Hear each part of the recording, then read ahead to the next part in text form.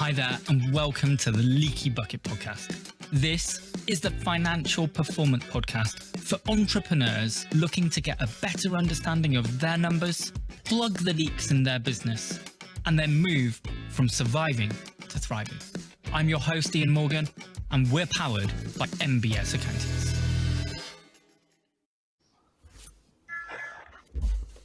Hi guys, so today we've got Nick Burne with us, who's the founder of Givepanel, and they help non-profits with online fundraising, specifically via social platforms such as Facebook. Currently, business size is roughly just over 2 million annual recurring revenue, roughly 30 plus people in the team, and they're helping roughly over 400 clients. And Nick's managed to achieve all this in a little over 3 years, where he's completely bootstrapped the business too. So Nick, welcome to the show. First of all, for those who don't, yeah, fantastic, great. For those who don't really understand, I suppose, the elements, do you want to just explain a little bit what bootstrapping is, how that makes you guys quite rare, I suppose, within the industry? Yeah, I think there's, the prevailing wisdom is there's two ways to build a tech startup. Obviously, building a tech product is expensive. You need engineers, you need designers, you need these things. It's not like a services business where you can just start serving people. You have to invest in product. And there's two ways of doing that. One is you raise money from VCs, so you get a lot of money in the door, you raise seed funding. The other is you somehow pull it off without raising any capital. So bootstrap means you literally pull yourself up by your bootstrap. So you're self-funding that or doing it without funding. And so that was the route that I went down. I didn't raise money, which means that, bootstrappers would own all of the equity of their business, whereas if you're raising money from angel investors or VCs, you're having to give away equity in your company when you do that. So that's the difference. Fantastic, thanks. And what for you made you particularly want to go down the bootstrapping route as opposed to going to VCs, equity funds, and so on? Yeah, well, I mean, being a non-technical founder, as in I don't write code, I can't build the product. It's quite hard to bootstrap because most bootstrapped tech companies are where the founders are technical. They can write the product, they can do that. They don't have to pay someone else to do it. So as a non-technical founder, it's quite rare not to go and raise money. I think I just learned enough around business to know that I could pull it off with the situation I was in my life. That I ran a consulting company for years, so I'd built up some reoccurring revenue with that consulting business that allowed me to hire the engineer that I needed to build the product to start with, and raising money, for a founder, you can spend a lot of time just raising money, and I'd prefer I'm passionate about the product and the customers, so I just my natural thing is to just go build something and then learn rather than spend my time fundraising. And in the UK, fundraising is not as easy as it is in the US. And, when we're starting Givepanel, there was nothing wrong with the fundraising market or anything like there is today. If you tried to fundraise today, you'd have a real problem. But yeah, it suited me just to kind of build this thing, not really have to go and raise money from VCs, and just, have more of I guess when I started, I was thinking it was more of a lifestyle business than it was a kind of, unicorn. And really, when investors are putting money in your product, they want it to be a unicorn, right? They want it to grow massively. And so you're under pressure from day one to grow this thing. And I didn't really want the pressure. I just wanted more of to begin with, a lifestyle business. Yeah, fantastic. Very interesting. I think that business owners normally are very guilty. We're guilty of putting those pressures on ourselves in a way. So then to have somebody who's outside and wants a return based off that, yeah, it's very easy then to build your pressure up to even more so, and probably links back around to the whole point of the show, to be fair, about having a leaky bucket. And when there's those pressures on to grow, to give somebody a return, is that when we are taking our eye off the ball that little bit and not spotting those leaks that we've got within the business, which could undo that long-term growth. Yeah. So Nick, in order to give people a context in terms of what got you here, do you want to give us a bit of a history, your sort of working history, early businesses, that side of things? Yeah, so grew up in a very kind of have an entrepreneurial father, and grew up in I was the kid selling stuff on the street, outside my house kind of kid. So the entrepreneurs is a big thing now, but when I was growing up, it was less of a kind of thing that people wanted to be. Got into online marketing like in the late 90s, and at the time, no, very few companies even had a website, so I was kind of just putting companies online and just getting their websites up and running, and learnt a lot about online marketing from kind of the early days. Went through a stint where in the music industry, where I created a social network for musicians. This was before we called them social networks, so this is like pre-Facebook. This is 2001, 2002, kind of in the rubble of the dot-com bubble. And yeah, built that. We had like 250,000 like users organically in the UK, which back then, pre like Facebook, there wasn't a way to reach people so easily. So that was actually pretty good. And actually, one of my hindsights is I should have just built that business and carried on. If I'd carried on that business today, I would be sitting sweet. But I ended up getting very emotionally attached to that business, to be honest, not really knowing how to move it forward because I didn't know what the heck I was doing. And then eventually getting spat out of the music industry and going into non-profits, and that's kind of how I got into the non-profit stuff. But always building tools. I'm someone that loves building stuff, and so I've just always built specifically software. So I've always built software tools wherever I found myself. Dabbled in WordPress plugins for a while, had a business there that did pretty well, and I've just always built stuff. So Givepanel, I think, in some ways is just my latest creation, if that makes sense. But it's definitely the most successful so far. Fantastic. So with this being sort of the Leaky Bucket podcast, was there anything in those early stages that were challenges that you had to overcome that actually meant that you could bootstrap Givepanel and you could accelerate it fairly quickly? Yeah, I mean, I think like I just honestly, when I first started out, I was so young, I didn't know anything. So and we didn't have like the stuff we have on YouTube right now. Right now it's amazing, the books, the stuff, the YouTube, that I didn't have back then. And so I think, just one leverage point that everyone's got right now is there's just so much more information on how to do this stuff. And I didn't really know, like, what I've learned along the line is like about really the steps in which you need to do to launch a product and a business. And that idea that like nothing matters to start with. The first stage is finding product market fit and really understanding that and dialing that in. And when you've got product market fit, then accelerating, then doing that. And I see, it's about getting to that product market fit as quickly and as cheaply as you possibly can. And not kind of accelerating those businesses until you find that product market fit. And I think that's the big thing that I learned, that I took into Givepanel and was able to kind of almost build the market around the product before I built the product.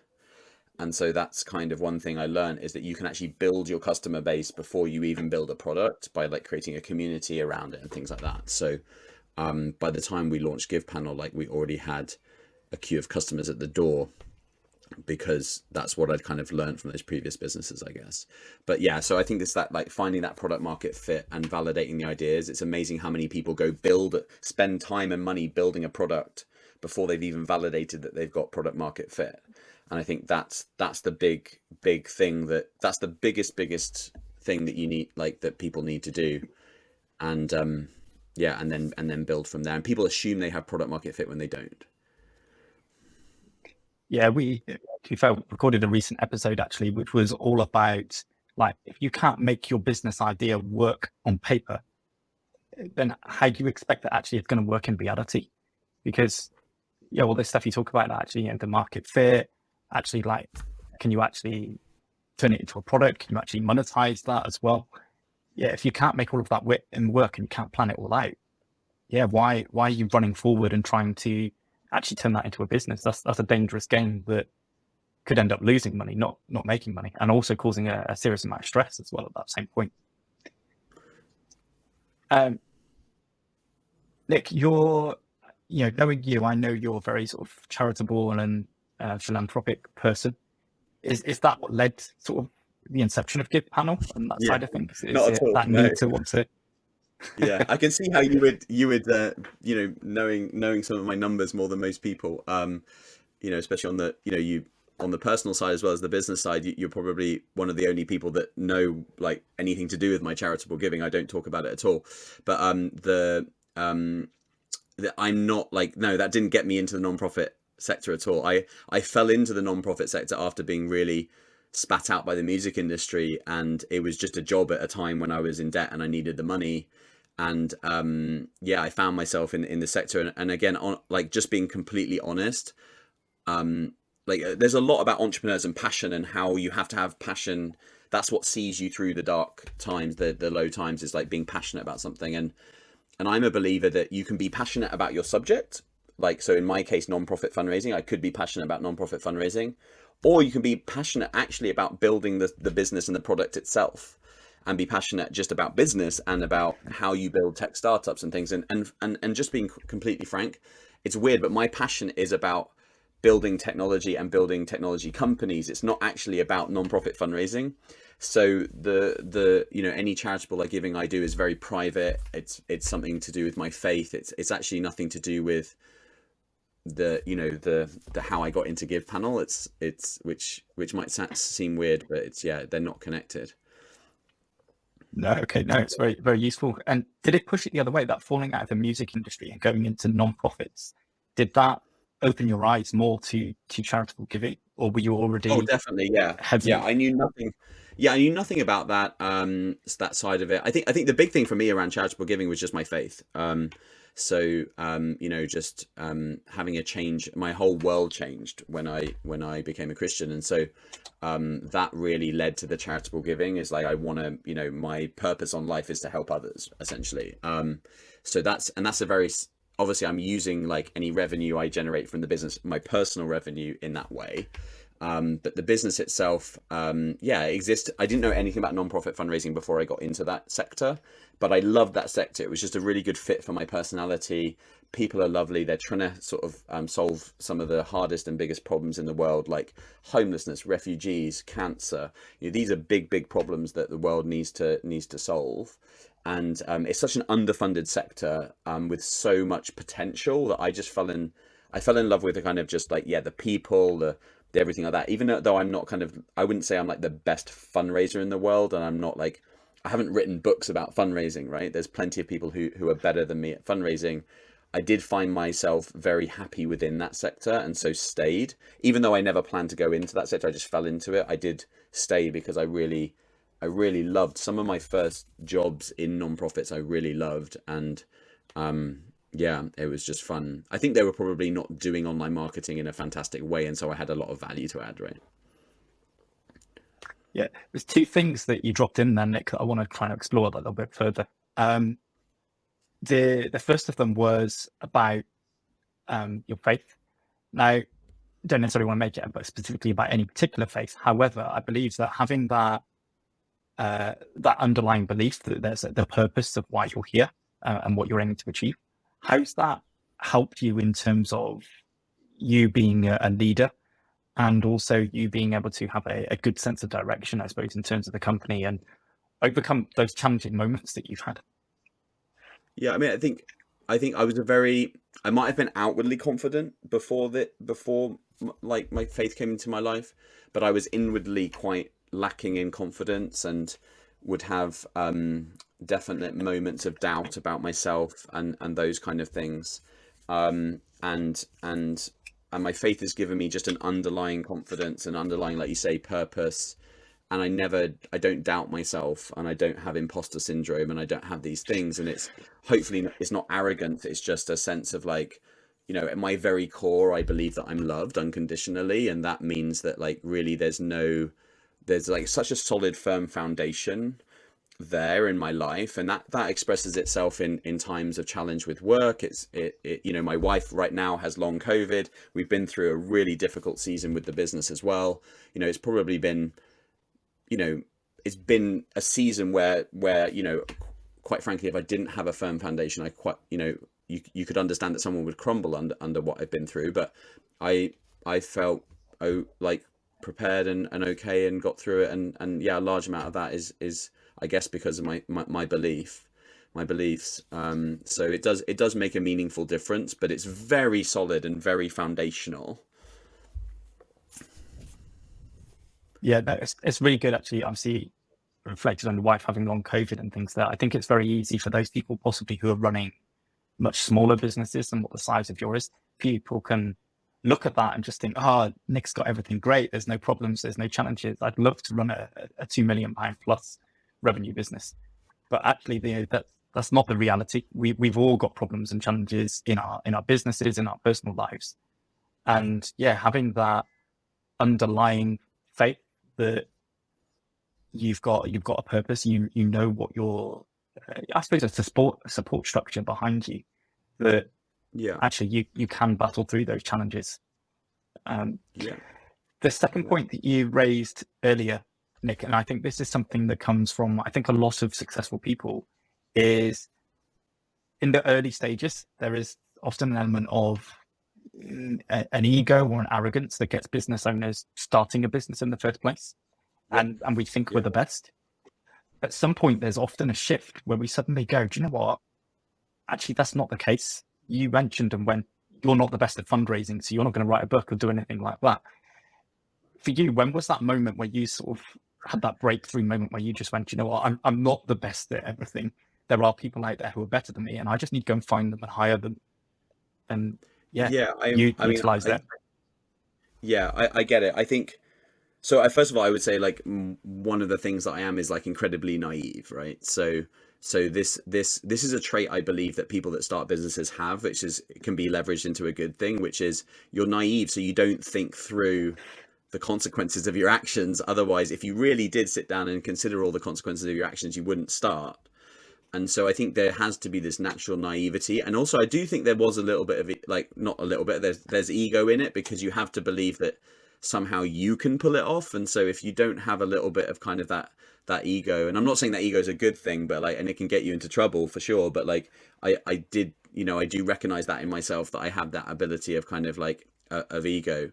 And then when does that stop? I think at the same time, I also, whilst having those things, also know that I'm a very much a generalist. I would say I'm kind of like maybe average at a lot of things, but I'm not good at one. Like, I've never been great at like one thing. Like, I've always, like, I look at people that, like, I was in the music business, I looked at people that were amazing musicians, I thought, wow, I'm just like, I'm not great at like one thing like that. And but I think where one of my strengths is, and I'm like, I'm okay at a lot of things. Like, I can do spreadsheets and numbers, and I can do marketing, and I can do sales a little bit, and I can manage some development, and I can do quite a lot of things, like, okay. And so I guess, where I was at was, look, I'm gonna basically do everything myself, so I understand it, other than coding, and then I'm gonna hire people who are much better than me. And I've never had a problem with the concept that there are people in my company who are way better than me at what they're doing, and way more qualified, and also more paid as well. Like, I'm happy if they get paid more than me. I mean, my payment comes from having all the equity anyway. So my sales team should be getting paid more than the CEO if they're incentivized in the right way. And so that's like, I've never had a problem with that. I think I kind of want to learn from them in some ways, because I'm the only one in the company who hasn't been hired because they're good at what they do. Like, everyone else has been selected because they have a job description, they've got experience. I have zero experience of any of it, really. And so I'm like, funny enough, even though I'm the CEO, I'm also the one that is like, just never not been hired. I'm the one that hasn't been hired, and so I'm theoretically the worst at my job. And I do feel that I'm totally underqualified to be a CEO based on my experience. You would not hire Nick Burne to be a CEO of Givepanel as a hiring perspective, probably, because I've got to a point now where I've never done this before. So that's an interesting dynamic, but like, I'm just okay with that, and I think I'm honest with the team about that, and I'm saying, look, it's okay to fail, and we try and have that culture at Givepanel where, like, it's okay to make mistakes. I make mistakes all the time. Let's just be honest about them, own up to them, clear up quickly. Try and not make massive mistakes that take down the company. So make them small and fast and cheap mistakes. So I feel like that's kind of where I am, and I'm okay with I'm just okay not pretending to be that perfect CEO, because I'm not, and just being honest with my team about where I'm at. And I tell them, I'm like, you were hired to be our VP of customer success, and you've got a ton more experience than I have at customer success. And, I'm going to still be overseeing your role, and I've still got ideas and I've still got input. But like, we're going to do it together, and you're much better at customer success than I am. Yeah, I think, like I say, I think that there's that humbleness and humility that comes around after a period of time of being a business owner, where actually then we can almost flip the other way, and it almost feels like maybe imposter syndrome, because you start surrounding yourself with these amazing people, and then you suddenly go, a bit like your self-reflection, where you go, oh yeah, I'm average at spreadsheet. Now, I've seen your spreadsheets, Nick, but you're not average, you're well above average. However, Really? Okay. it's But that I'm not like, I'm not one of those people that is like an Excel savant that just knows like all the, like, I can't do pivot tables and stuff. I have to get someone else to do that. no, but I think it's that bit, I think, where we become that self-reflective because you start surrounding yourself with amazing people who do amazing things. We then almost end up judging ourselves by those standards. So then almost, yeah, we do become that, or we think we're average at things, where actually we're possibly above average. But I think that comes back to, again, the naivety and ego element we said about that. Yeah, like you said, yes, somebody else wouldn't come and hire you to be a CEO. But actually, in terms of Givepanel and where it's going, you are the perfect CEO because of your passion and how you want to grow that business and you want to achieve what you can achieve. So actually, for Givepanel, a better CEO at this stage could not be hired because of what Maybe, you yeah. can. And I think you just have to know where your weaknesses are. So for example, I'm more of a creative CEO than an operational CEO. So I just have to make sure that, like, we've been very behind, for example, on our financial operations, like our FinOps, like our tech stack around finance. It's got us into trouble, not really like understanding some of our metrics and stuff. And so, you just need to understand where your weaknesses are and kind of make sure you build a team around. But I suppose I do have like a level of pride in the team that I've built. So I kind of like, I pat myself on the back and go, wow, you've built a great team. And I think that, like, one of my strengths is being able to attract and inspire like really great people. And I think I'm quite a good judge of character on the whole. And I've that's one thing I've learned from previous businesses and work, is that it's not worth compromising on average people. They just take too much time. It's like the ones that are below average are really easy to spot, and you let them go, right? Because they're just like so bad.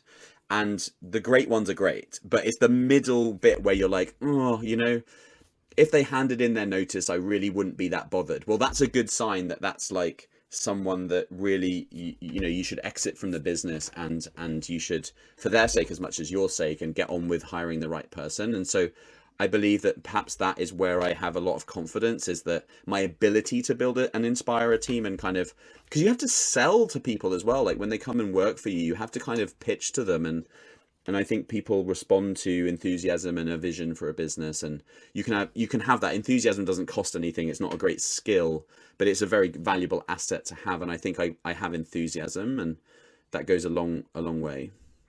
Yeah, and actually, I think you highlighted there actually a potential leak that can happen within businesses. If you can have all the passion, you can have all the great idea, but actually to really get a business working, you need great people around you who believe in you, believe in the vision, and believe that you're doing the right thing and it can be done.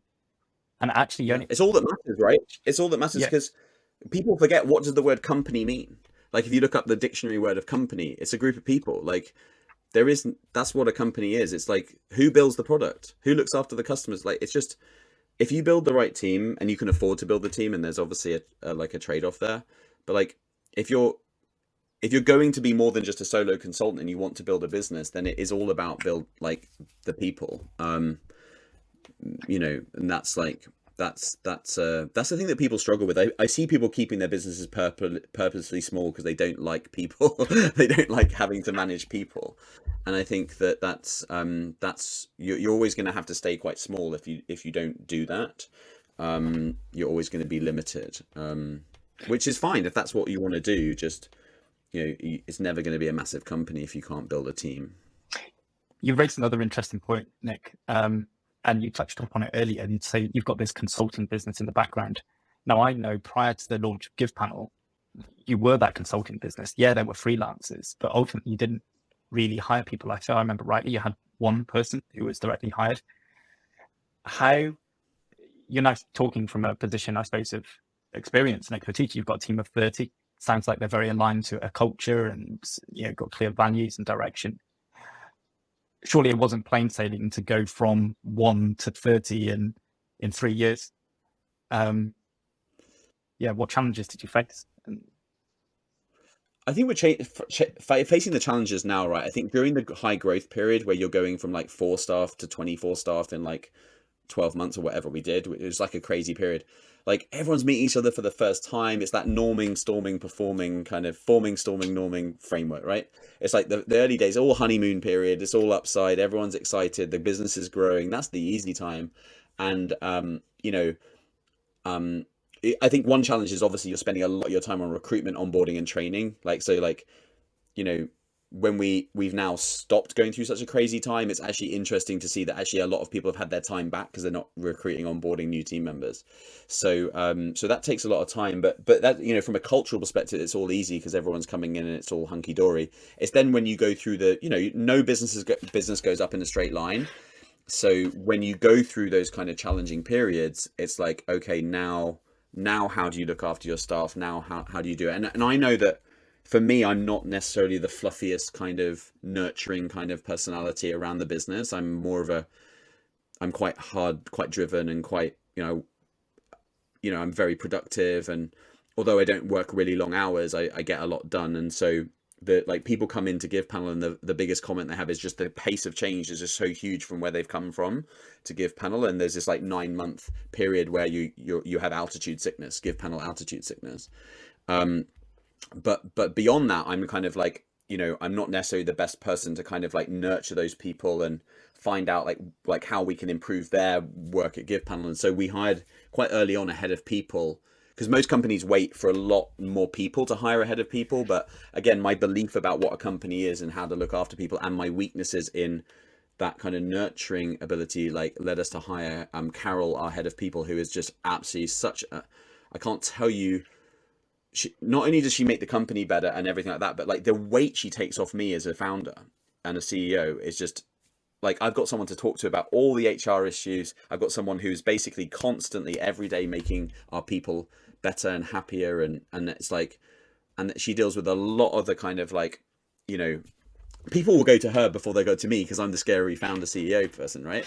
And she's much more approachable and things. So she's helping us develop a real culture of candor through the business. So she's just amazing. And like, that's a massive learning for me. Like, I know you can't hire that person in the first 4 or 5 people. It doesn't make sense.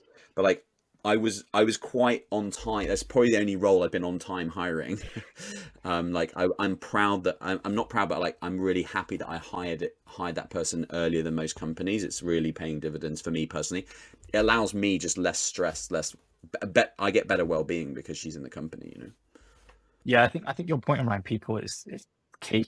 That we've probably all been there, and we've had that bad employee, if you like, that actually their skills possibly are really, really high, but in terms of culture fit and it just doesn't work, and it ends up being almost a bit of a plague because it spreads and it gets to other people. Oh yeah, toxic. And yeah, it's toxic. If you've got the wrong culture, it doesn't matter how skillful the person is at the job. It's really difficult though, especially if that's in like a really revenue generating area.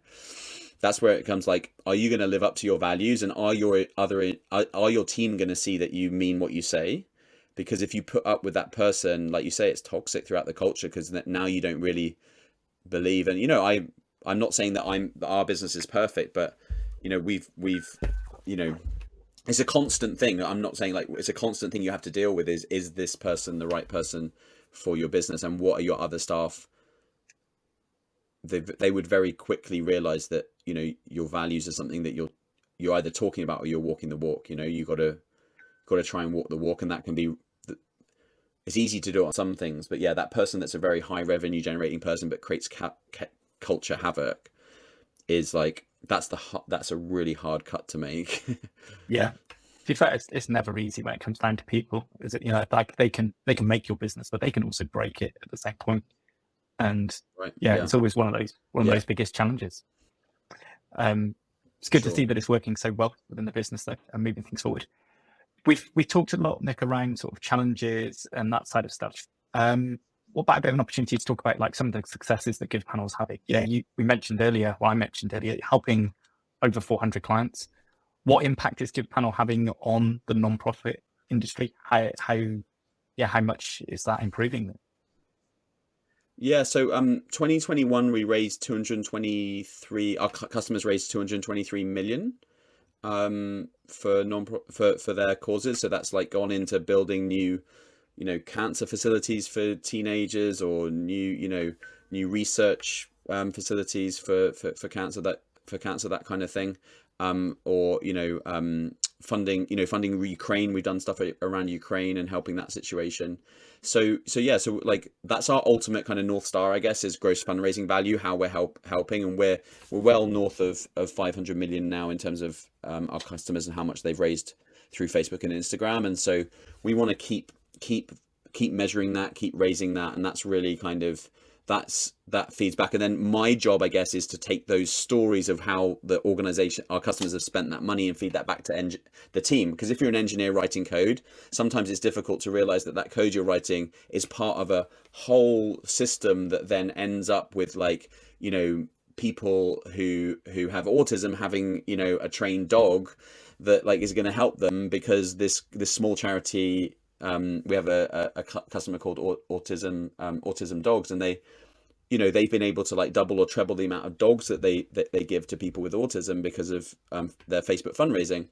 And that's directly related to the code that the engineer is writing. But it's my job to kind of inspire the team and bring those stories back. And so at an away day we had a while back now, I got to do another one. I got them to I've got customers to send videos in of how they'd spent the money and give us tours of their facilities and that kind of thing. And that was went down as a really big moment for the team. My objective was to make the team cry, and I think I did that. But that's kind of, yeah, we do have impact, and I think we perhaps don't even leverage that enough. We need to leverage that impact even more in terms of our team and hiring and inspiring our team. Yeah, I love that and the way they think, Nick. We've just obviously talked about all it being around all about people and then living the values and that sort of stuff. But actually, as the owner, you've still got to demonstrate you live the values and the culture. And it's so easy to get caught up in the day-to-day of building the product, improving the product and that sort of stuff. And then to go, actually, your business and you guys who are involved in it, you're all making a difference, a real difference to actual people's lives. And yeah, to have that impact and spread that throughout the team must be, I think, yes, emotional, but massively empowering in terms of the energy that must come out of that room afterwards of yes, we're on the right path, and what we're going to do going forward must be incredible. Yeah, it's definitely if you work for a casino or a gambling company, you probably have less of that kind of thing, right? Or I don't want to say that, I don't want to pick or judge anyone. I'm just saying that we have a unique strength there that I think we probably don't even capitalize on that enough really, because that's really motivating for a team to do that kind of work. Fantastic. So really, to sort of wrap up, if people want to know more about sort of Givepanel and what you do, it's www.givepanel.com, and they can find out more about you guys there, see what you guys are doing. If anything you want to add, Nick, as any sort of last summary for maybe a key takeaway that people could have in terms of what's your biggest learning maybe throughout business, that actually if you're having your time again, you'd probably go, do you know what? I should make sure I remember that, because that's probably, if I'd kept my eye on this thing, maybe that would have accelerated us forward. Yeah, it's difficult because I suppose it depends so much on where people are at. If they're just starting out, or they're just and what they want out of life. I think probably just keep going. If I'd kept that original sort of social network that I built, if I just kept going on a lot of my businesses, and there are times very early on in a business where you think, oh, there's nothing here, but you've just got to push through that early part and focus on that product market fit. And basically everything gets easier once you find that product market fit. And don't be cynical about that product market fit. Don't be your own best, It's like those things, like if someone's playing the guitar and they're rubbish at it, their mum's still going to tell them they're good, right? So you can like tell people about your product and write it down and stuff, and people will tell you that your product's good, but you've got to be your own worst critic. And it's not until you know people are going to pay money for it that you know. And so it's just validating that as quickly as possible. Will people pay money for this thing? Get that started and just keep going, and don't give up. But in the early days, just keep changing until you find that product market fit. Because once you find that, that's gold. You've then done the hardest work. I mean, there's still a lot of work to do, but yeah, you're just trying to kind of constantly do that. And if your business is in trouble or not quite functioning properly, you don't feel like you can raise prices and you don't feel like you're attracting the right customers, go back to that. Go back to, do I have product market fit? Is what I'm offering what the customer wants? And go and talk to your customers and try and do tests that validate that, so that you can move forward in the right direction. Because it could be that you've actually, like, product market fit is not something you get once and then it goes away. It's something you constantly have to work on. So, no point increasing pricing if like a lot of people say, which is generally like a good thing to do. I'm just saying, like, no point increasing pricing on a product that doesn't have product market fit. So go back to that, kind of study product market fit, become an expert in product market fit, because it's like whenever your business gets in trouble, that's kind of the step you have to go back to. And if you're starting out, it's the only thing that matters. Yeah, fantastic. Love it, Nick. So Nick, thank you so much for sharing all your wisdom and joining us today. It's been an absolute pleasure. Yeah, thank you very much. Fun. Cheers. Cheers. Thanks so much for listening to this episode of the Leaky Bucket Podcast. I'd love it if you could spread the message by clicking subscribe and leaving a review. And if you want to find out more, you can also fill out our online financial health check scorecard to see where all the holes might be hiding in your bucket. Just head over to mbsaccountants.scoreup.com, and you can also find the link in the show notes below. See you next time.